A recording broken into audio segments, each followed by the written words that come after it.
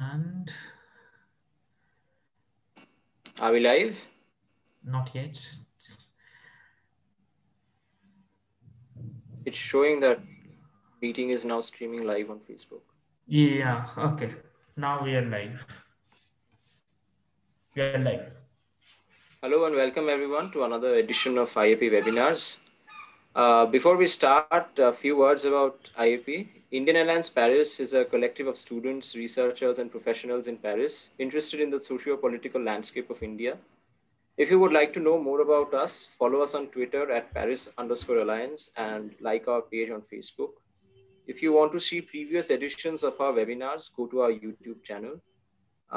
So if you are joining for the first time, please do not show your video and mute yourself only to ask questions at the end of the talk. So that would be helpful.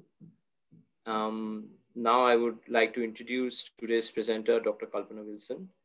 Kalpana is a lecturer in the Department of Geography at Birkbeck University of London. Her research explores questions of race, gender, labor, neoliberalism, and reproductive rights and justice, with a particular focus on South Asia and its diasporas.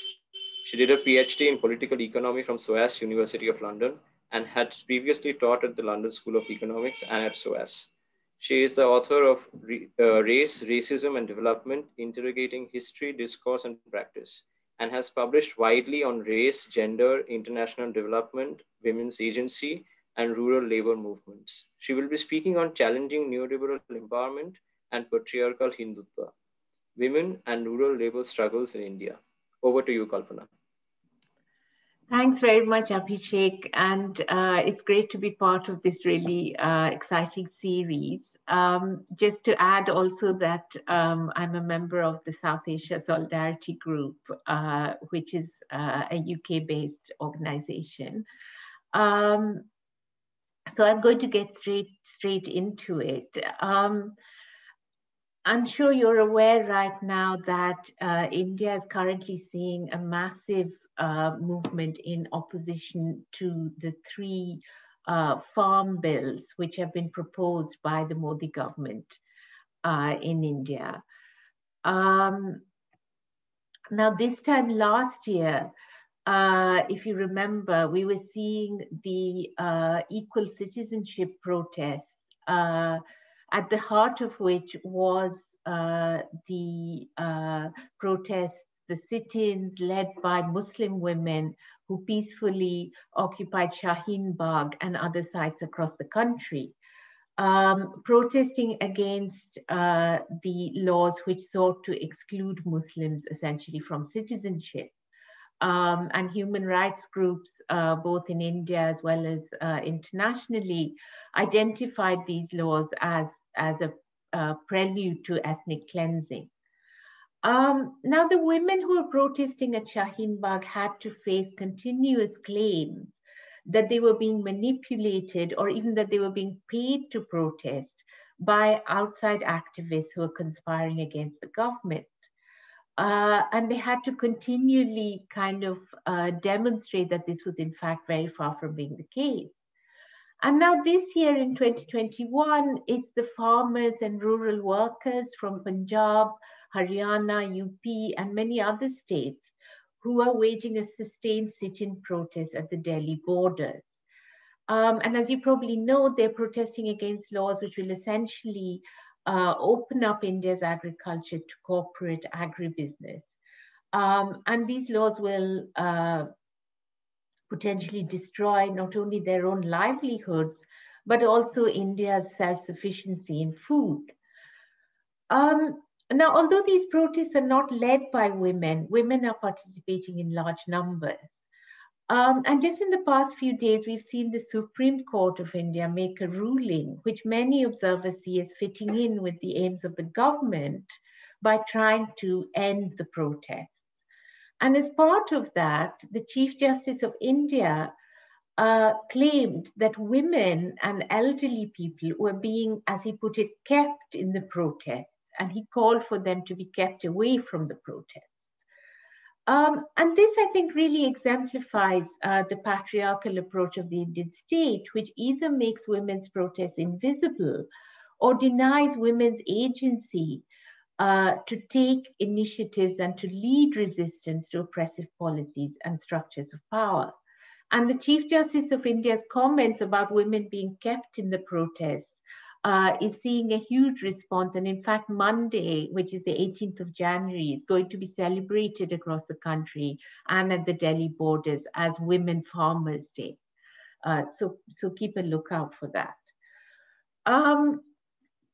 Now, I'm just going to sort of briefly talk about the main points which I'm going to be focusing on. So first of all, of course, I'm hoping to challenge these assumptions about women's participation in movements of resistance. And we're going to be talking today primarily about women who are involved in rural labor movements. And I think another point to be made is that the current movement against the farm bills is known as the farmers' movement, but it's also seeing a very high participation of people who are agricultural workers, who are landless laborers, who will be even more severely affected by the farm bill. Now, the second point I want to make more generally is when we look at the two movements which I've mentioned together, the anti-CAA movement and the anti-farm bills movement, it tells us something about the Modi government, which is particularly important to the context of my talk, which is that it represents a particular brand of fascism in which a Hindu supremacist persecution of minorities, including Muslims, Christians, and Dalits in particular, is inseparable from the promotion of corporate capital within the neoliberal framework. And then thirdly, I'm going to be talking about the dominant approaches to women's empowerment, which we see coming from big international NGOs, from governments which are recipients and donors of international aid, and from international institutions like the World Bank and the UN. So what I'm going to be arguing is that these neoliberal approaches to women's empowerment essentially involve intensifying the labor of women in low-income households and incorporating them then into global markets. And these neoliberal approaches, I'm arguing, are not actually in conflict with the kinds of patriarchal understandings of gender roles which are embedded within Hindutva politics. In fact, they actually reinforce each other. And I'm going to be looking at microfinance in this context. And I'll then go on to look at some examples of collective struggles by women rural laborers, which directly challenge this approach. I'm going to be particularly focusing on Bihar, which is where a lot of my research is taking place. And I'm going to be really presenting generally some ideas today. So, you know, I'm not going to be spending too much time on facts and figures, but obviously if you want to know more about that, you can ask me. So one of the, I talked about the dominant neoliberal approaches to women's empowerment. And at the heart of this at the moment is this notion of what's called gender equality as smart economics. This originally came from the World Bank. It was part of the Gender Action Plan for 2007 to 10. There was a World Development Report focusing on it in 2012. And since then, it's, as I said, been taken up by governments, by NGOs, and so on. So this notion of gender equality as smart economics essentially argues that greater gender equality will have a significant impact on economic growth. But gender equality in this context is understood almost exclusively as meaning an increase in women's participation in labor markets.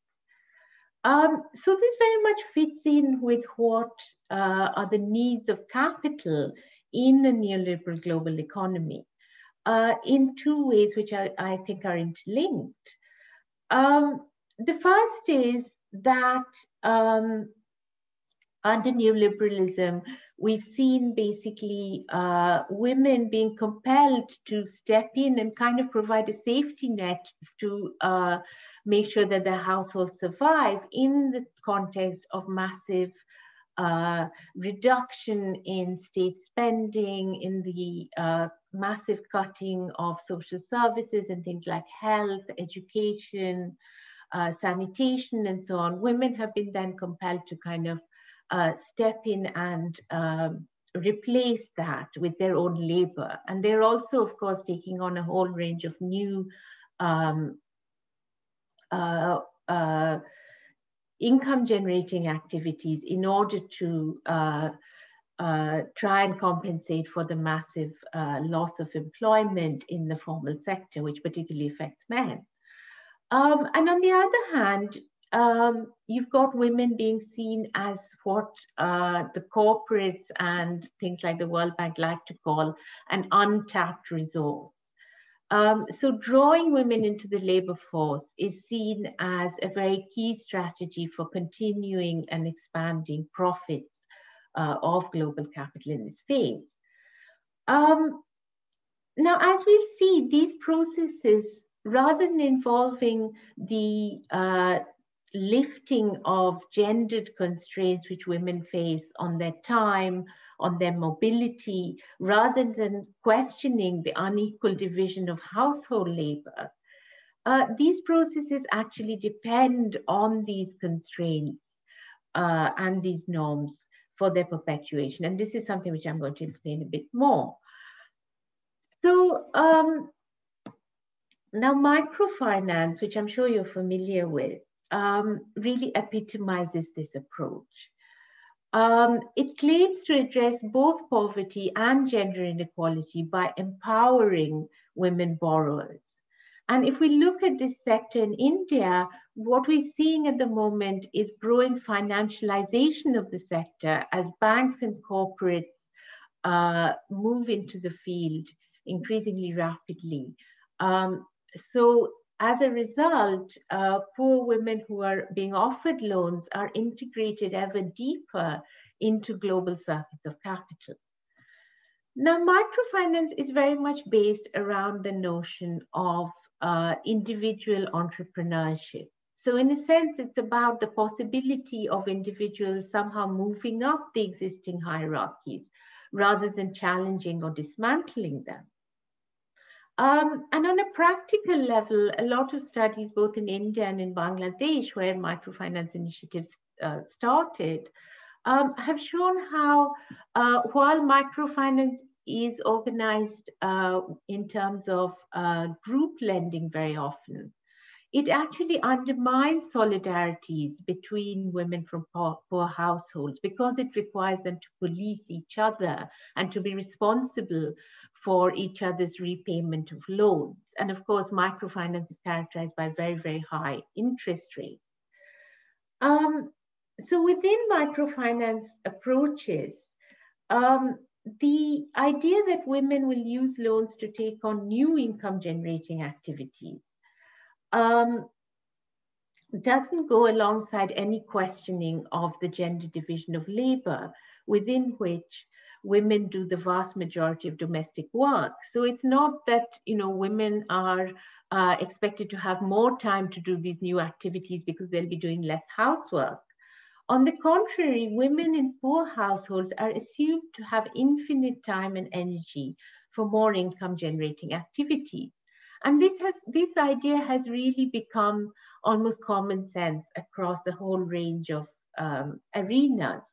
And a number of years ago, I came across a study which had been commissioned by the state government in Odisha, which was basically supposed to look into the conditions faced by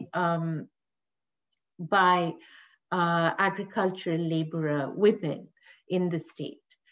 And the report found that these women, who are mainly majority Dalits, were having to work up to 14 to 16 hours a day if you included the work they did in the fields as well as their household labor.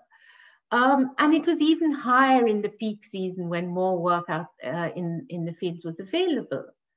So the report noted this, but then when it came to its recommendations, the key recommendation was that these women should be given more income generating activities to do in their leisure time. And the report actually bemoaned the fact that they had found that these women were using their leisure time unproductively. And these were the actual words of the report, that they were found to be gossiping, watching television, playing cards, and even sleeping. So you can see there's this very gendered approach to women's time, which is also inflected, of course, by caste, when you look at it globally, by race, and so on.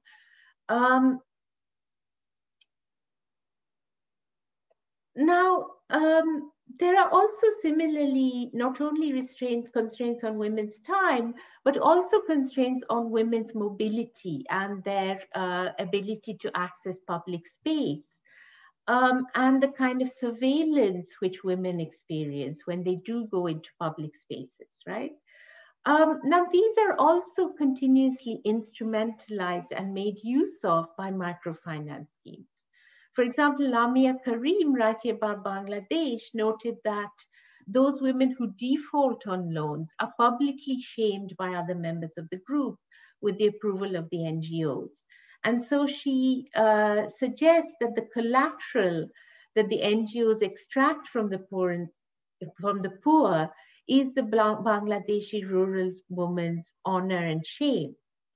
And one of the officials involved in running microcredit or self-help groups in Gujarat, in a study which looked at several states across India, one of these officials put this really explicitly, why this social surveillance actually is useful for microfinance schemes. And he said that the reason that they prefer lending to women is that women can be located easily.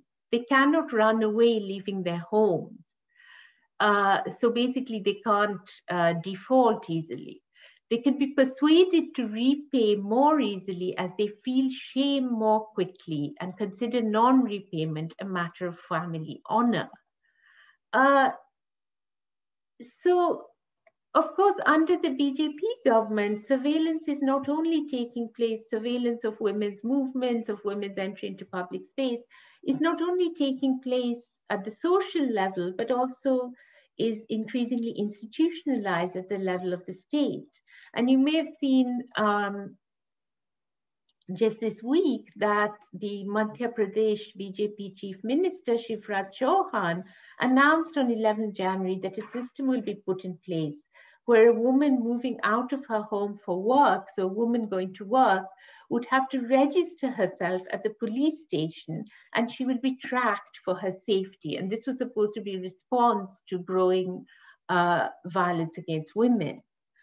And this approach that women should be literally tracked in their movements by the police, of course, very much fits in with the objectives of the Hindu supremacist group's current key campaign, which is against this fictional construct of love jihad, and is also about policing women and their freedom to choose partners from other communities.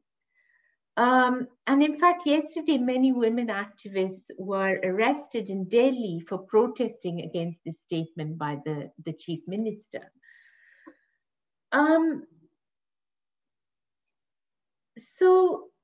But I just wanted to briefly tell you about one of the other ways in which women have responded to this, this statement, and share with you a Facebook post which related how women sanitation and municipality workers under the banner of the Karnataka All India Progressive Women's Association said in this post that they had a message for the Madhya Pradesh Chief Minister. And they said that they had just celebrated Fatima Sheikh Sports Day. Fatima Sheikh, of course, is one of the pioneers of girls' education in India. And they said they'd celebrated this by gathering in the middle of their hectic weeks just to have some fun. So they go on to describe various games which they'd played. And the post concludes that to enjoy dignity and equality, women must have the freedom and ability to exist outside their work and their home. Must be able to laugh, run, do nothing, and have fun, right? So it's not simply a matter of going from work to home and being tracked for your safety. That's not anything to do with dignity or equality. So returning now to the question of microfinance, of course, it's represented as generating entrepreneurship, but in reality, in India, it can be seen primarily as the proliferation of debt. And you may know that in many states, coercion from microfinance institutions on women to repay their debts has led to suicide. So the COVID-19 crisis has actually seen a movement arise of massive protests by women demanding the cancellation of these microfinance debts. And these protests took place in a number of states, including notably on a large scale in Punjab, around the banner of the Freedom from Debt campaign. Again, this was largely Dalit women who protested. And there's a link here to the farmers' protest because in Punjab, this was actually the first wave of agricultural protest, this campaign against microfinance debt and demanding these debts be cancelled. And now these organizations and these movements have very much joined the current farmers' movements, and they're very much present in those movements. But I think it's interesting to look at this kind of mobilization by women who are in debt to microfinance institutions, because it's a kind of reversal of the individualization process which takes place with microfinance.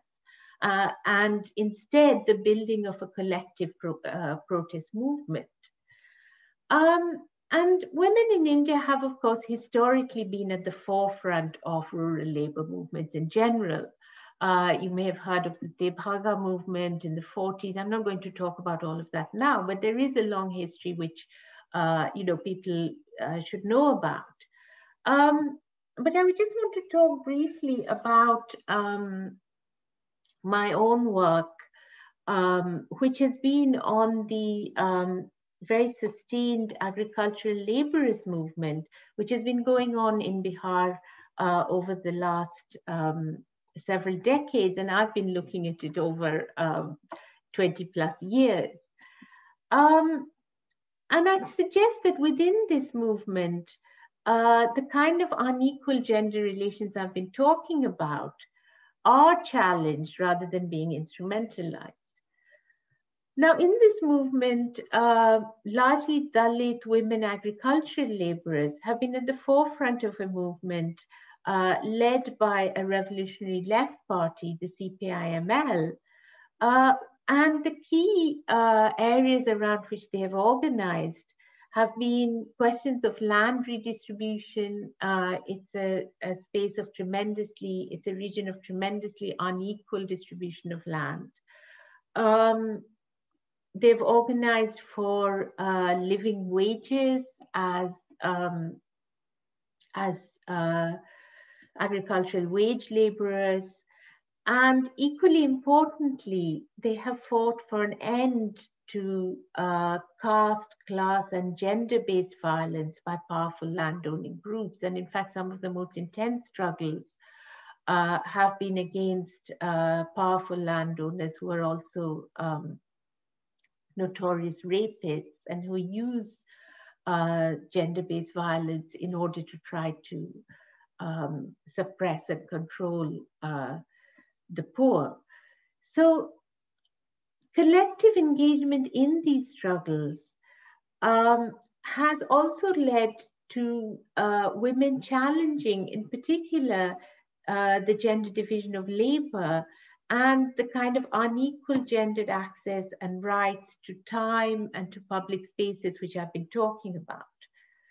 Um, so as well as confronting domestic violence, the women who were involved in the movement, I found repeatedly questioned the gender division of labor and the division of responsibility within households. For example, responsibility for children, which was exclusively women's responsibility. Um, and they questioned the absence of even the limited leisure time which men have. Uh, and both of these things, of course, affect women's ability to participate fully in political activity. So they were asking these questions. And in Bihar and elsewhere, you find that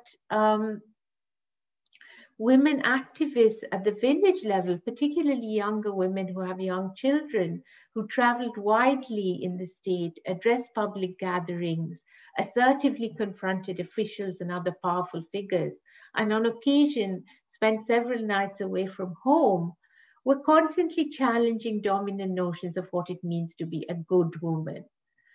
And this was in relation to space, which we've talked about, because they were voluntarily entering public spaces for reasons other than direct economic compulsions like working. It was also in relation to time, because they were expending time on activism, which could otherwise have been spent on domestic labor or on income generating activities. So this was in many cases a continuous source of conflict with family members, and the women themselves viewed it as a kind of unresolved dilemma. But nonetheless, these women are clearly involved in the process of formulating alternatives to the norms of behavior which are shaped by patriarchal ideologies and material structures. Norms which, have we seen, are currently being reinforced and actually extended by neoliberal development interventions. But today, when we talk about rural labor movements, we are not only talking about those of women who are actually working on a day-to-day basis in agriculture. We also have to look, for example, at the many women who have been incorporated in government schemes like the midday meal workers who cook meals in schools. And these workers, despite the fact that they work very long hours, are not seen as being workers or state employees. Rather, they're categorized as volunteers, and they're only paid a very minimal honorarium for all of the work that they do. So they have organized to fight to be recognized as employees of the state and to receive a salary.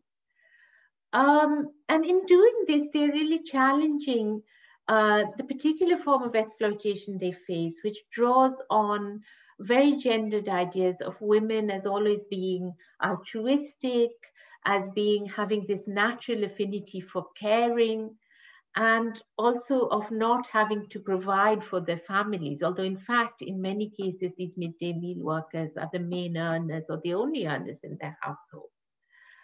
So this very much links up to the undervaluing of care work and how it's gendered and also racialized, which has come up as a very critical question during the COVID pandemic. And we've also got organizing going on by the ASHA workers, who are the accredited social health activists, women who, again, are not recognized as state employees, but who have been on the front line of fighting COVID at a village level and a district level. So again, these struggles are not only about wages, they're also challenging the kinds of very oppressive caste and gender relationships, which have been kind of transferred over from the agricultural work which they were doing previously. So women midday meal workers, for example, are often expected to go to the homes of the teachers in the schools they work in and clean them. They often face acute sexual harassment, which is very much shaped by caste as well as gender, as Dalit women. So they are resisting and challenging all of this in their movement. And their mass movement also draws on their own history of involvement in struggles of rural labor, which I talked about. Now, before I finish, I just wanted to also mention that, and this is something I'm really looking at the moment, both the midday meal workers' struggle as well as that of the ASHA health workers counter the narrative of the Hindu far right, not only around gender, as I've talked about, but also through kind of seeking to actively build solidarities between women from Hindu and Muslim communities in Bihar who are involved in these schemes. And this involves directly not glossing over the questions of Hindu supremacist ideas and the way they're the dangers they pose. Rather, it means actually confronting them head on. So, for example, activists of these unions have directly discussed the implications of the Citizenship Amendment Act, not only with their Muslim members, but with their Hindu members, and actually talked about what it means for them and why they should be opposing it. So I think that's something very interesting in terms of what the strategies of the left can be and should be. And in fact, in Bihar, you may have seen that during the recent state elections, although overall, it was very disturbing because, the BJP came back more strongly. But you also, one of the things that all commentators really noticed about these elections was the resurgence of the left, where you had 12 seats being won by the CPIML, which is involved in all these struggles I've mentioned. And it's because of that kind of, I think, consistent work on the ground, where these questions are, they talk to people during the election campaign about the CAA, not only talk to in Muslim areas, but in Hindu areas, right? They showed how, the real dangers to poor people who are Hindu of being left off the national population register, what that might mean. They talked about Kashmir and about, the revoking of Article 370 and what that meant, right? So rather than kind of, playing it safe and playing into kind of watered down nationalism, they were actually directly confronting these questions. And so I think I'll leave it there with, and open it up to whatever questions you might have. Thank you. Thank you, Kalpana, for the wonderful talk. So if anyone has questions, they can ask directly, or you can type it in the chat and I will read it out. So I can set the ball rolling. I basically had a question. So so in the beginning, you mentioned that like World Bank, they had like this idea of this untapped area. So I was wondering, like, even before, in poor communities and especially in Dalit communities, the women were already working because it was a necessity, right, to provide for the family. So what was basically this untapped place they were looking for? Yeah. I mean, that's a really good question, because essentially what it means is not so much that women are not already working, but it's about how that work can be kind of harnessed by global capital, essentially. So there's various ways that this has been encouraged in the sort of gender equality smart economics approach. And in fact, if I go back to that slide, I mean, this, the reason I've used this picture, which is from the garment industry in Bangalore, is that, one of the ways is by incorporating these women into work in global value chains. So into, for example, factories, which then supply, big garment corporations and so on. And, you see a lot of that in particularly in South India at the moment, in Tamil Nadu, in Karnataka. And in fact, there's some really interesting work which has been done. Kavita Krishnan has written about this. I mean, it actually, we can actually see how the kind of oppressive kind of familial norms of kind of surveilling women are actually translated into these environments. So you get situations where, young women, workers are kept in hostels where they're not allowed to go out, they're not allowed to make phone calls and so on. And that has been shown to directly inhibit trade union organizing. So there's this kind of use again of these gender relations. But yeah, I mean, so it's really about incorporating women into those kinds of circuits. Whereas, earlier their work may have been much more, in agriculture, but like, not to the same extent linked to those circuits. And microfinance is very similar because it's really about, again, as I said, microfinancing being increasingly financialized, linked, it's now about the big banks, it's about the big corporates, getting access to women's savings and women's debt as well. So in fact, as I said,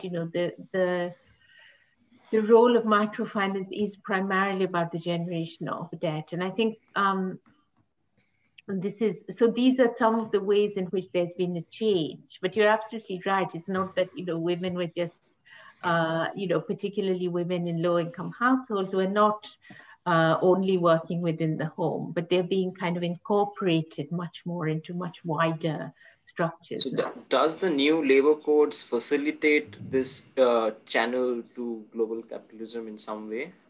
Yeah, no, definitely, because, there is a kind of, I mean, all of the kind of changes which have taken place since Modi came to power have sort of, very much been about facilitating that. And that's true of the labor codes. It's also, as I said, true of the, the farm bills. It's kind of, very much about limiting labor rights, limiting those possibilities for actually, organizing and protecting what rights already exist. And I think that's been very much the thrust of this government from the beginning. There's increasingly a kind of attack on workers' rights as well, and that certainly means that these kinds of it's about attracting then corporates who will then be see Indian women as a kind of suitable labor force. And one of the reasons they haven't in the past has been this kind of conception that, well, there is quite a powerful trade union movement. There are some basic labor standards, and these are now being kind of systematically eroded. In this context, let me just add that there is a beautiful movie called Made in Bangladesh about a woman who is trying to build a trade union in a garments factory. Yeah. And what kind of adversities she faces. So it's a beautiful movie if anyone wants to watch it. Any questions? I have 4 questions, but like if I should I ask them? Yeah, you can go ahead, Manoj.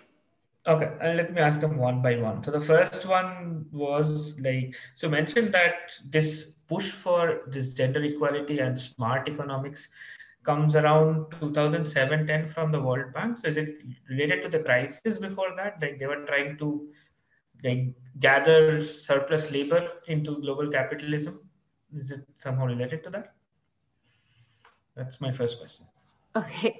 I mean, yeah, that was certainly, the time of the crisis, and it was partly in response to that. But in a way, it's also a much more sustained kind of approach, which is also, I mean, one of the things which I haven't really talked about is that it very much focuses on this idea of adolescent girls being the kind of drivers of development. So you get this increasingly, focus on this idea that all you need to do is educate girls, and then they will be kind of able to bring about both poverty alleviation as well as gender equality in a completely unregulated economy. So, it's this idea that basically, it's all down to the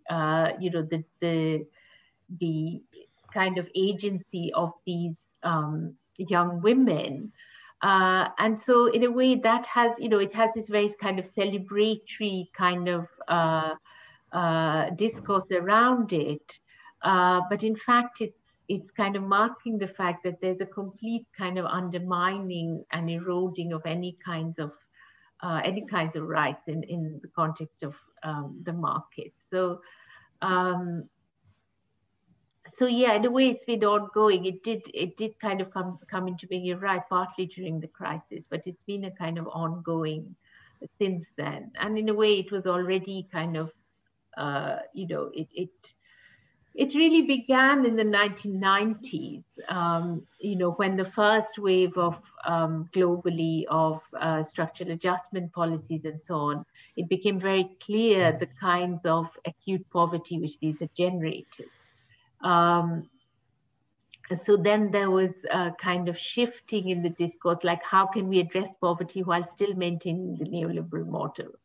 And this sort of led to this idea of sort of, empowerment, this particular kind of empowerment of the poor, self-help, basically people addressing their own poverty, finding solutions to their own poverty without any help from the state. So this is kind of an extension of this with a particular kind of gender thrust. Let me ask the next two questions together. I mean, it could be related. Okay. So one is like, can you tell us a bit about like when people say that like, okay, if you like, these ideas of empowerment that you're going to get women into the economy, etc. So this has to be backed up by fictitious studies and institutes and policy making. So can you tell us like a little more about that? Like, who are the people who does this? The independent experts, so and so, the institutions which create this myth. So yeah, and helps to drive this narrative forward. Of course. I mean, this is, one of the global artists which I've looked at a lot is the Gates Foundation, the Bill and Melinda Gates Foundation, because they are incredibly influential in pushing this kind of approach. And they fund a huge amount of research, such that it's actually very, quite rare to find even any kind of critique of their approach because of the fact that they are so influential. They also, have, for example, in the UK, the Guardian newspaper, their international development section is entirely funded by Gates. So, it's very difficult, for example, to have any kind of questioning in their pages. So, it's that's been, so increasingly these kind of organizations, which are kind of, we could call philanthrocapitalists, are very, very dominant within policy making in this kind of field. So, and then, you have also, obviously, as I said, apart from the World Bank, the UN and so on, you have, these big NGOs, which, very much kind of, will hold, they will kind of construct these ideas around, for example, microfinance, which is very much also about, perpetuating this idea that, people in the West can help. But it's now, become more kind of, because of all the critiques we've had of the kind of very colonial ideas of people as sort of, especially women, as being these victims waiting to be saved. Now they can say, no, it's all about these, these entrepreneurial women who are so dynamic, and they, have boundless time, as I said, and boundless capacity for labor. They just need you to kind of give them a little bit of a head start. So all of these actors have a very key role in kind of constructing the whole case for this approach. And yeah, I mean, obviously there are also a lot of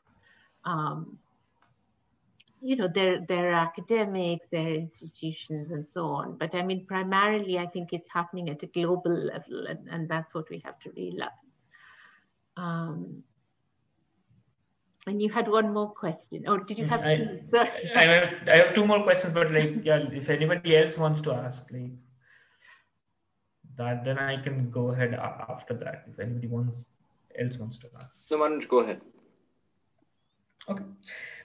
So the third one, so one of the key requirements sort of that you stressed on with microfinance, specifically with respect to women, were destroying their mobility. That was kind of key to extract, the return. But on the other hand, we also see that migration is being promoted, and women are also migrating. Especially, I think one of the codes, I don't know which, the one probably with the longest name, which actually now allows women in factory even in the night. So they're actually promoting women to migrate as well. So this would have a sort of a dialectical relationship. One which would want you to stay in its place, whereas the other would want you to move to a different city. And I don't think that this form of development wants to, in fact, have a very uniform development throughout. No. So there would be only specific locations where there will be these big supply chain corporations and all, which would be near to ports essentially to supply. So that clearly means migration has to be supported. So these two are coming in sort of it's a contradiction here. So can you tell us a little more about that? Yeah, I mean, when I'm talking about the kind of limitations on mobility, I'm really saying not so much that that's created by microfinance, but that the microfinance takes advantage of it, and they consciously, you have these officials actually saying, well, that's why it's better to lend to women, because if you lend, to men, it's quite likely that, if they can't repay, they can just vanish, they can go to the city or whatever more easily. But that's of course not, to say that women don't migrate. Women migrate both with their households, and of course they also migrate, for example, as domestic workers to cities on quite a large scale. So all of that is there are those, as you say, I mean, there are always contradictions and so on. But I think when we talk of sort of surveillance and limitations on mobility and limitations on accessing public space and so on, a lot of those are also kind of, as I said, used in an urban factory work setting, or an urban, certainly in a domestic labor setting, where yes, women have moved, but they find themselves then subject to very similar or sometimes even more intense kind of surveillance and restrictions. And, I talked about women, very young, mainly Dalit women who are in hostels, factory hostels, who are not, they're not allowed to even make phone calls, let alone go out anywhere except to work and come back. Right. So you can then ask, well, actually, these are supposed to be the classic, this is, work, in the organized sector is supposed to be somehow liberating. But in fact, do they actually have maybe they have even less freedom than previously. And then, if you look at most of, a lot of what is happening around now, this kind of completely invented phenomenon of love jihad, and this campaign, which is obviously, targeting, once again being used to target and persecute Muslims. And it's also about kind of policing and controlling Hindu women. And that is again, very much happening in cities, in context of migration and so on. So these are, so there are all of these restrictions are found in contexts where women have already migrated. So, so as you yourself said, it's a complex picture. Yeah.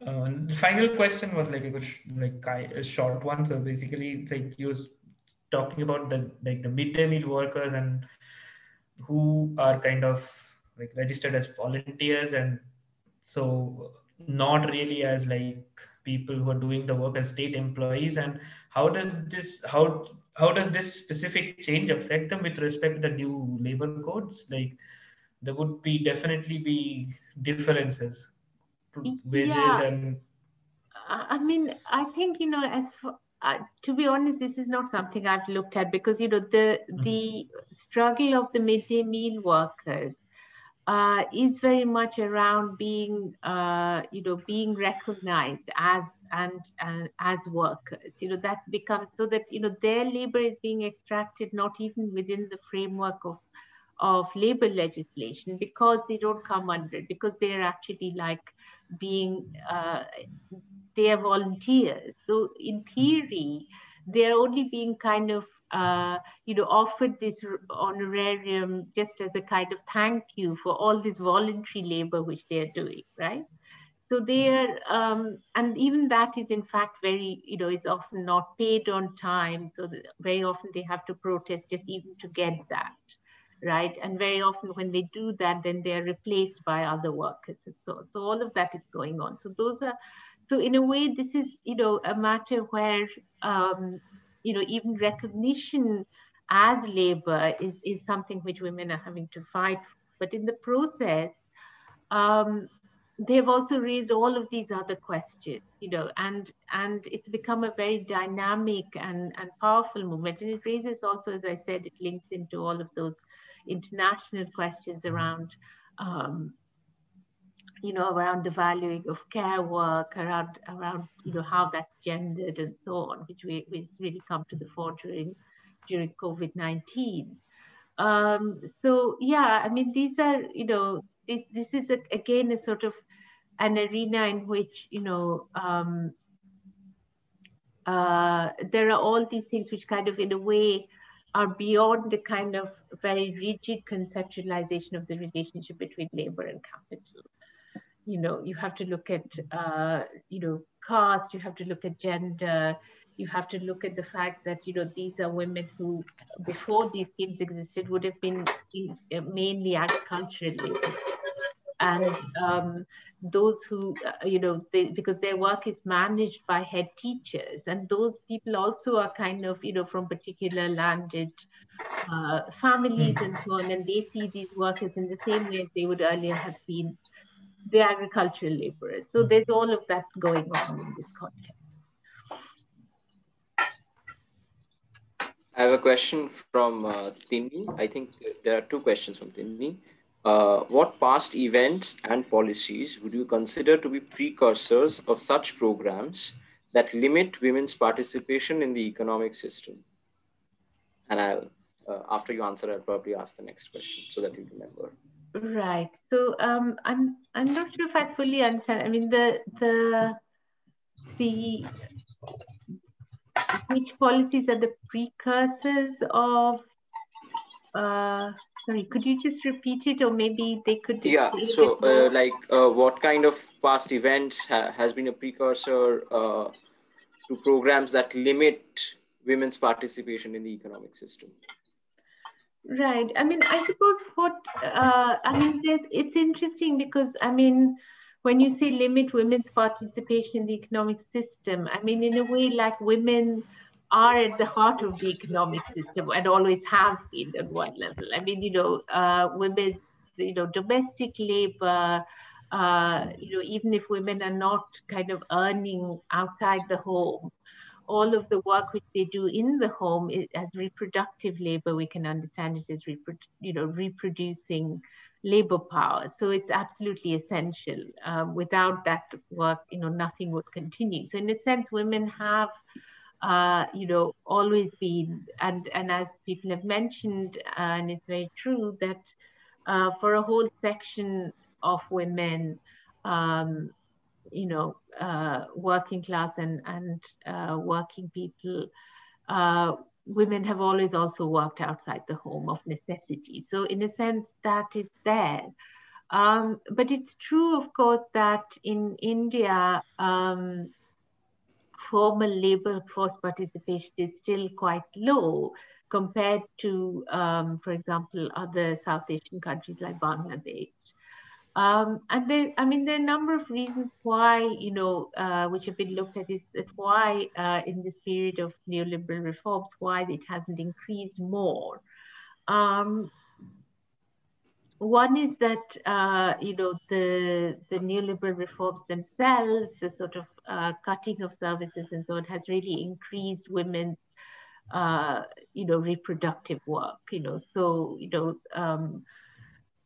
a lot of work which has been done showing that, like for example, when uh, prices of essential foods and so on go up, then women have to do a lot more work to sort of like find ways of covering that shortfall, of finding cheaper things, going further to shop or to find, or to collect uh, foodstuffs and so on. When there's no health service at all, then obviously women are the ones who kind of um, fill that gap in terms of caring for patients at home and that kind of thing. But also the other thing is that in India, and this is Jyoti Ghosh has found this, is that a lot of the time when there's a slight increase in household income, the immediate response is to, withdraw women from the labor force. So, because that's so bound up with class and caste status in India, this whole patriarchal idea that it's actually, a sign of status that you can keep women at home. So that's one of the reasons as well. So in a way, I don't know if that really answers your question, but I mean, these are some of the sort of the underlying patriarchal structures which then feed into some of the changes in contradictory ways. So there's a final question from Bipasha. If you have any more questions, maybe we can take it offline because we have crossed our 1 hour mark. So final question from Bipasha. There's a huge number of women laborers who migrate in the brick fields where they have to stay nearly 6 months. How do they benefit from microfinance? Yeah, I mean, I think,